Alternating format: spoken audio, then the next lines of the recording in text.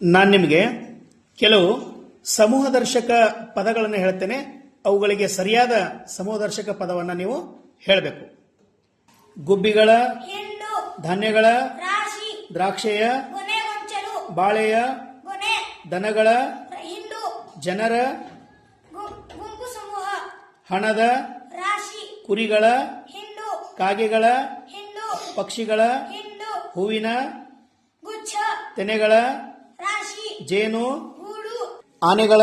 ದಂಡು, ಸೈನಿಕರ, ದಂಡು, ತಂಡ, ಗುಂಪು, ದಳ, ಬೆರಳುಗಳ, ಮುಷ್ಟಿ, ಹುಡುಗರ, ಗುಂಪು, ಆಟಗಾರರ, ತಂಡ, ಗಿಡಮರಗಳ, ಗುಂಪು, ಕಣಿಕೆ ದಂಟುಗಳ, ಸೂಳು, ಕಬ್ಬಿನ, ಮೂಳೆ,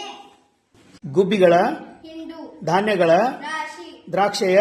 ಕೊನೆಗಂಚಲು, ಬಾಳೆಯ, ಕೊನೆ, ದನಗಳ, ಹಿಂಡು, ಜನರ,